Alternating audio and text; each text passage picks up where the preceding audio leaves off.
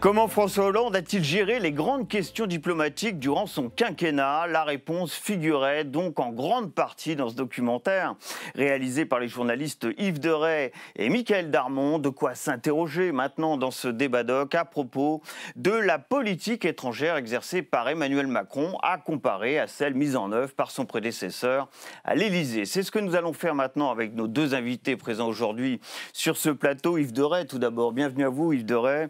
Oui. Vous êtes donc le co-réalisateur de ce film, aux côtés de Michaël Darmon. Vous êtes rédacteur en chef de Forbes France, auteur, chroniqueur et donc documentariste. C'est votre 4e documentaire à ce jour. Et on va bien sûr revenir sur le contenu de ce film, savoureux pour les parties concernant donc François Hollande, on vient de le voir. Et on va le faire aussi avec vous, Bruno Tertrais, bienvenue à vous. Vous êtes politiste, directeur adjoint de la Fondation pour la recherche stratégique et conseiller géopolitique à l'Institut Montaigne. Votre dernier ouvrage, ou presque, s'intitule « La question israélienne ». Il est publié aux éditions de l'Observatoire. Yves Deray, on vient de voir donc ce qu'a été la diplomatie de François Hollande durant son quinquennat, vu par l'intéressé lui-même d'ailleurs. C'est tout, évidemment, tout le piment qui figure entre autres dans ce film. Néanmoins, on nous dit souvent qu'il y a une forme de continuité dans la politique étrangère française. Est-ce que ça a été le cas concernant Hollande, Macron? Est-ce que c'est une règle d'or, néanmoins, qu'on inculque quasiment à tous les présidents qui exercent de fait cette fonction de représentant de la France à l'étranger? Il y a une forme de continuité sur le fond entre les différents présidents.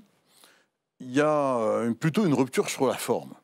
Chacun veut marquer aussi son territoire et sa patte. Et donc, Sarkozy versus Hollande, c'était pas la même chose.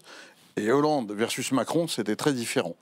J'en vais même de dire que Hollande, d'une certaine manière, était un peu une parenthèse, parce que Macron donnait le sentiment, dans le style en tout cas, de s'inspirer plus de Nicolas Sarkozy que de François Hollande. C'est-à-dire que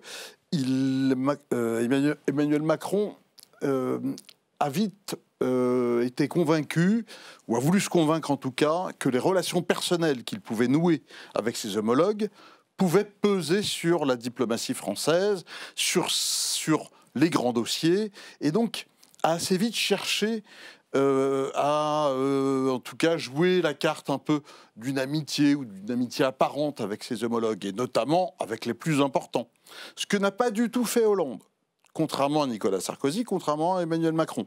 François Hollande, lui, a toujours observé une forme de distance avec eux, certes une relation amicale, cordiale, mais une forme de distance. Et on le voit d'ailleurs dans ce fameux épisode de la cravate dans le film, où Barack Obama lui demande de se décravater quand il arrive dans la résidence un peu d'été de Barack Obama, et où au départ il refuse, parce que pour lui, un président, c'est un costume, une cravate, une chemise blanche, point barre. Et donc on n'a pas besoin de faire semblant d'être des amis. C'est sa vision des choses. Alors que tout au contraire, Macron, lui, comme un peu Nicolas Sarkozy, jouait cette carte un peu de l'amitié, en espérant que ça puisse déboucher sur des résultats diplomatiques. Alors justement, lorsqu'il était question de comparer la politique étrangère de François Hollande à celle d'Emmanuel Macron, en 2018, autrement dit au tout début du premier quinquennat d'Emmanuel Macron, vous déclariez « Il est facile de montrer les éléments de continuité par rapport au quinquennat précédent et plus difficile de trouver des actes montrant une rupture. Il y a seulement quelques inflexions. » Alors l'eau a coulé sous les ponts depuis. Mais vous diriez à peu près la même chose tout de même aujourd'hui? Oui et non. Alors d'abord, je rejoins tout à fait ce qui a été dit sur le style, sur la forme. Ouais. C'est vrai qu'il y a une exception Hollande, au sens où c'est probablement celui de nos présidents, depuis François Mitterrand, qui a le moins cherché à effectivement avoir des relations d'extrême proximité, presque physique, avec ses homologues. C'est un choix. Il y a une autre exception Hollande, à mon sens, c'est que finalement, je pense que c'est celui de nos présidents qui, depuis François Mitterrand, a été le plus cohérent. Alors, vous me direz, il n'a fait qu'un seul mandat, il n'a fait que 5 ans, mais il est resté cohérent sur tous les grands dossiers, à mon sens, sauf erreur de ma part, pendant 5 ans. Ce qui n'est pas tout à fait le cas de son successeur, ce qui n'est pas non plus le cas de son prédécesseur. Voilà. Alors, est-ce qu'il n'y a que des inflexions? Non, il n'y a pas que des inflexions, mais c'est vrai qu'il est très difficile de s'extraire d'un modèle, d'un ensemble de normes, d'habitudes, d'institutions, de culture stratégique française, qui sont les institutions, l'histoire, la culture, la géographie, tout simplement.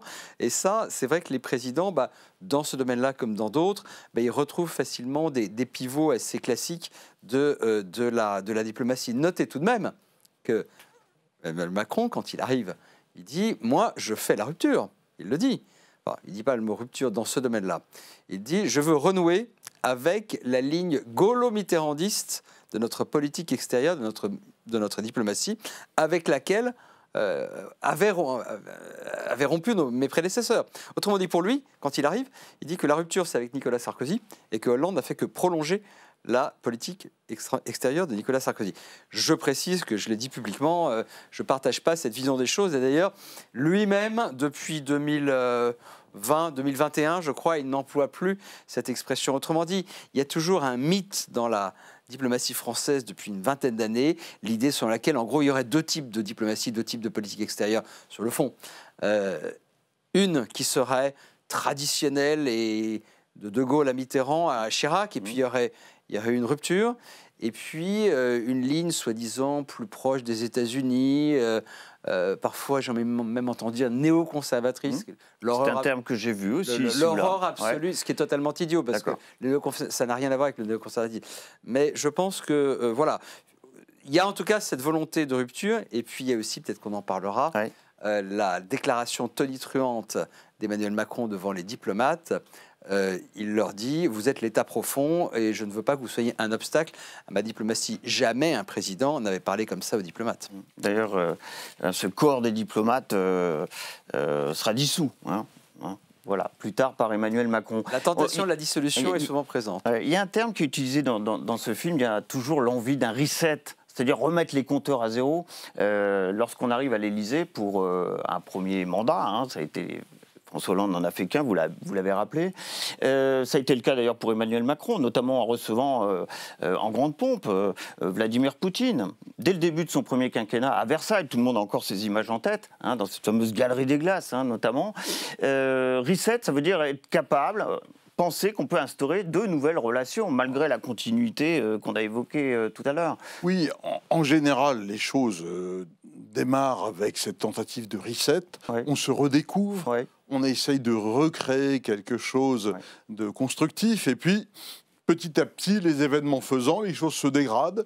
Et donc, le successeur arrive et dit « Eh ben, avec moi, tout va changer et on va bien repartir. » Et donc, par exemple, Emmanuel Macron s'est dit « Recevons Vladimir Poutine en grande pompe à Versailles, etc. » Et même si son prédécesseur, il le dit dans ce film, s'est fait une idée assez précise Hollande, de la fiabilité, en tout cas, Hollande, lui, de Vladimir Poutine concernant exactement. Hollande. Mais Hollande, lui, a eu un premier entretien avec Poutine qui est terrible, terrible, d'une violence visiblement rarement atteinte à ce niveau-là de conversation, puisque lui passe par la tête, à un moment donné, il le dit en des termes assez choisis, comme c'est parfois le faire François Hollande, l'idée que une confrontation physique pourrait éventuellement surgir de cet entretien. Et d'ailleurs, il dit « je m'y frotterai pas parce que j'ai vu les images commando de Poutine et je m'y frotterai pas ». Donc vous voyez à quel point quand même de tension cet entretien a pu atteindre. Et ça nous renvoie à l'entretien Sarkozy-Poutine, où vous vous souvenez, Sarkozy était ressorti marchand de guingois, on se demandait s'il avait bu, ou en fait il était plutôt sonné par les propos de Poutine. Donc oui, Macron, on comprend qu'il ait voulu faire un reset pour essayer de retrouver une relation un peu plus apaisée avec cet homme qui est quand même incontournable, qui est là depuis des années et des années, qu'on ne peut pas éluder, qu'on ne peut pas éviter, qui joue un rôle majeur dans tous les conflits actuels, aussi bien dans sa région que très loin de sa région, même au Moyen-Orient et un peu partout dans le monde. Donc il faut faire avec. Volonté de reset aussi du côté de Trump. Alors, François Hollande n'a jamais rencontré Donald Trump à l'occasion de son premier mandat. En revanche, il l'a eu au téléphone. On découvre tout ça dans ce film. Et il s'entend dire au téléphone qu'il va déchirer l'accord nucléaire iranien, d'une part, et sortir de la COP21, de fameux accords de Paris concernant évidemment l'environnement, d'autre part. Tout ça par téléphone. Il ne rencontrera jamais Donald Trump. Et Emmanuel Macron reçoit très vite Donald Trump à Paris. On a encore en tête effectivement ce dîner, fameux dîner à la Tour Eiffel. Et lui, lui, là aussi, il tente un reset et convainc Trump de revenir en arrière. Oui, c'est ça ? Un reset, c'est une remise des compteurs à zéro avec un interlocuteur avec lequel on a une relation très difficile. Or, par définition, Trump, il arrive. Donc, le reset, c'est pas la même chose. Le reset, la remise des compteurs à zéro, c'est effectivement ce fantasme qu'ont les présidents français et les présidents américains, soit vis-à-vis de la Russie, soit vis-à-vis de la Chine, en début de mandat, en disant « moi, je vais changer les choses ». Il faut dire que ce soit le français ou l'américain, quand vous arrivez, vous êtes investi d'un certain nombre de pouvoirs qui, sans doute, vous font croire que vous pouvez changer le monde. Ça s'avère plus difficile. Le pari d'Emmanuel Macron vis-à-vis de Trump, nous ne saurons jamais quel aurait été le pari de François Hollande, c'est de dire je le prends comme il est, je vais essayer de le séduire, parce que Emmanuel Macron est souvent dans la séduction, et quelque part, ça marche pas trop mal, le dîner à la Tour Eiffel, le défilé. 14 juillet 14 juillet, Donald Trump qui dit « moi je veux le même à la maison », ça marche avec Donald Trump. Après, on a beaucoup dit que ça n'avait pas produit de résultats concrets. Je suis un petit peu moins sévère que ça, parce que je pense que c'est très important pour un président français de pouvoir avoir le 06, si j'ose dire, le numéro de téléphone portable de son homologue américain, et qu'ils soient suffisamment en confiance tous les deux pour pouvoir s'appeler à 3 h du matin. D'ailleurs, on dit même qu'à l'Élysée, on entendait souvent sonner le portable du président à des heures qui ne sont pas des heures françaises, parce qu'il paraît que Trump appelle à n'importe quelle heure du jour et de la nuit aux grandes dames de l'entourage immédiat du président. Donc c'est vrai qu'il y a cette volonté de séduction qui n'est absolument pas celle de François Hollande vis-à-vis de certains de ses interlocuteurs, même les plus difficiles. Alors il y a aussi un héritage en politique étrangère. Je voulais qu'on aborde 2 dossiers qui sont largement abordés dans le documentaire. D'une part, évidemment, ce qui s'est passé en Ukraine.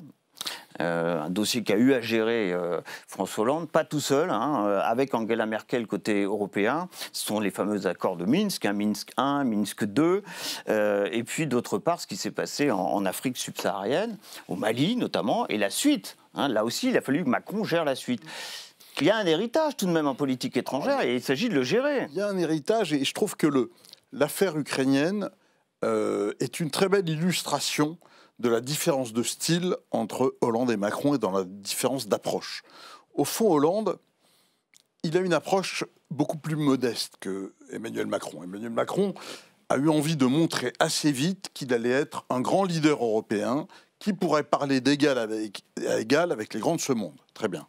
Et il a tout fait pour ça. Il y a eu les mises en scène qu'il faut, les moments médiatiques, les réponses à Trump, Make the planet great again, voilà, pour répondre au slogan de Trump, etc. Hollande, lui, il a fait les choses de manière beaucoup plus sous-tendue, plus discrète, mais néanmoins, sur l'affaire ukrainienne quand même, il tend un piège à Poutine qui va fonctionner. C'est-à-dire qu'il l'invite aux cérémonies du débarquement de Normandie, un peu à la surprise générale. Ouais. Poutine, qui vient d'envahir la Crimée et qui donc est montré du doigt un peu par toute la planète, est assez heureux de pouvoir se rendre à ces cérémonies parce qu'il revient dans le grand monde et donc il accepte. Mais acceptant cela, il se retrouve à devoir serrer la main du président ukrainien Porochenko, que par ailleurs il ne reconnaît pas. Il se retrouve à devoir lui serrer la main. Puis ensuite, dans ce moment-là, on lui propose, les Français et les Allemands, ce fameux format de Normandie, qui va être un format de discussion, qui va déboucher sur les accords de Minsk II, et qui vont permettre une période d'accalmie, disons, sur ce front-là. Mais au fond, il est un peu piégé. Il n'avait pas spécialement envie d'une accalmie avec l'Ukraine à ce moment-là. Et donc ça, c'est la manière de Hollande, vous voyez. Ce n'est pas des grandes déclarations, etc. Et l'autre façon de faire de Hollande, qui est étonnante par rapport à Macron, c'est qu'il va laisser son ministre des Affaires étrangères, Laurent Fabius, annoncer le format de Normandie au public, à la presse.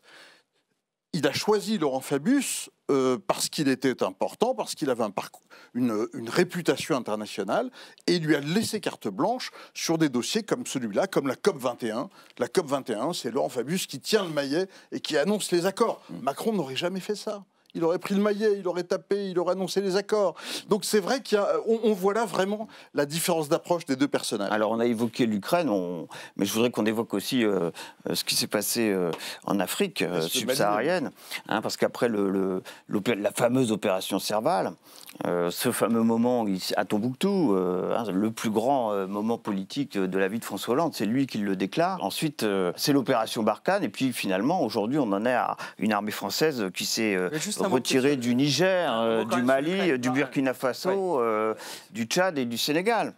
Peut-être un mot sur l'Ukraine quand même. Oui. Parce que typiquement, ce qui se passe avec Emmanuel Macron, à mon sens, c'est qu'il pense pendant très longtemps, jusqu'en février 2022, pouvoir ramener Poutine à la raison, pouvoir le séduire. Elle a encore son pouvoir de séduction.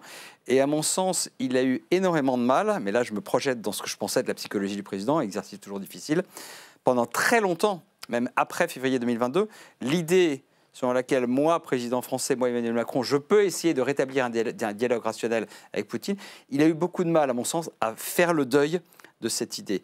Et la bascule se fait finalement assez tard. C'est ce qui explique aussi qu'on ait eu autant de mal, nous Français, à rétablir une crédibilité vis-à-vis des pays d'Europe centrale. Voilà. Donc sur l'Ukraine, je pense que c'est quand même là une vraie séquence, sans doute très différente de ce qu'elle aurait été avec François Hollande. Sur l'Afrique, effectivement, Emmanuel Macron a un héritage, celui de l'opération dite Barkhane, dont il est prévu à l'époque, quand elle est lancée en 2012, qu'elle ne dure que 2 ou 3 ans. Moi, j'avais parié à l'époque, c'est facile à retrouver, ça durera 10 ans. Ça a duré 10 ans. Bon. En fait, le fait est qu'on est resté sur place. Absolument. On est resté pas sur place. Seulement libéré le Mali de la menace. Ça a duré 3 mois, l'opération. Mais nous sommes restés. L'opération militaire. Oui. L'opération Barkhane, effectivement, elle dure 10 ans parce qu'il est très difficile pour un pays, que ce soit la France, les États-Unis ou un autre, de dire finalement l'antiterrorisme, ça a marché, la menace est moins importante, donc je me retire. Voilà, c'est très difficile. On l'a vu avec les Occidentaux en Afghanistan et leurs alliés en Afghanistan. On le voit avec les Français et leurs alliés aussi avec Barkhane. Emmanuel Macron essaye de prendre l'Afrique un peu à revers, c'est-à-dire au lieu de ne passer que par les chefs d'État et de gouvernement en les séduisant, comme il le fait souvent, il compte beaucoup sur la jeunesse. On a vu, il y a eu beaucoup d'images de ces bains de foule vis-à-vis de la jeunesse dans un certain nombre de pays, ce qui n'est pas le style de François Hollande, on en conviendra. Mais ça n'a pas suffi, ça n'a pas marché. Et puis surtout, je pense qu'il y a beaucoup de choses qu'on n'a pas vues arriver. La rapidité et la brutalité avec laquelle la Russie a investi le champ sahélien, les forces russes, les milices russes, les opérations d'influence russe, et finalement tout le malaise qui est déjà ancien vis-à-vis d'une présence militaire française qui se fait dans des conditions qui ne sont pas du tout celles des années 1960. Voilà, c'est de la coopération, mais simplement la France est une cible facile, les armées françaises sont une cible facile, et donc on se retrouve, nous Français, sous Macron, dans une situation où on voit la Russie instrumentaliser, manipuler quelquefois, souvent même, la présence française, l'image de la présence française, pour contribuer à finalement ce départ dans les faits de la plupart des pays d'Afrique subsaharienne, où on rompt un cycle historique qui commence à la décolonisation. Est-ce que ça s'est fait dans des conditions satisfaisantes pour la France? Non. En tout cas, c'est sans doute pas le scénario qu'avait imaginé François Hollande. Mais je suis pas sûr que François Hollande, encore une fois, il donne son aval. Il donne son aval à une opération qui est censée durer 2-3 ans. Bon, c'est pas lui qui a décidé qu'elle allait durer 10 ans. Et en réalité, elle dure 10 ans et elle se finit par le retrait des troupes françaises dans cette zone subsaharienne où nous avions une présence forte. Oui, mais est-ce que d'aucuns disent qu'il fallait en passer par là, parce que la France n'arrivait pas à rompre avec cet héritage qui n'est certes plus colonial, mais qui est quand même un ancrage dans le passé qui fleure bon la France-Afrique pour certains. Et je dis ça sans aucun mépris pour le travail de nos militaires en Afrique qui ont fait un excellent travail pendant des années et qui en ont payé le prix. Sur la place européenne, on dit souvent que François Hollande a été assez peu présent. durant son quinquennat. Il en parle d'ailleurs assez peu, en réalité, dans votre film, effacé peut-être d'une certaine manière par une certaine Angela Merkel durant son quinquennat. Là, peut-être que la comparaison va plutôt en faveur d'Emmanuel Macron, très actif sur ce terrain. Vous allez peut-être nous donner votre avis, mais qu'est-ce que vous en pensez? Vous qui m'avez parlé d'héritage, là, pour le coup, il hérite de Nicolas Sarkozy, qui avait su créer un couple qu'on a même surnommé Merkozy. Il n'y a pas eu de Mercolande comme il y a eu le Merkozy. Hein. Le couple franco-allemand démarre de manière un peu brinque-ballante avec cette affaire de promenade sur le tapis rouge où François Hollande a un peu de mal à suivre et où Angela Merkel ostensiblement lui montre le chemin, ce qui a été interprété comme un petit peu aussi par certains un petit coup de Angela Merkel, donc qui avait souhaité la victoire de Sarkozy, hein, la reconduction de Sarkozy. Elle ne voulait pas spécialement de François Hollande comme partenaire de jeu. Donc bon, tout ça ne démarre pas fortement et puis c'est vrai qu'il est happé dans un tourbillon, François Hollande. Et le tourbillon l'embarque assez rapidement dans cette décision terrible qui est d'engager les forces françaises dans une guerre. Oui. En revanche, sur le théâtre européen, il ne s'engage pas nécessairement parce que sur une politique européenne dans tel ou tel domaine, par exemple. Il y a un sujet qui est la guerre en Europe, qui est effectivement l'invasion de la Crimée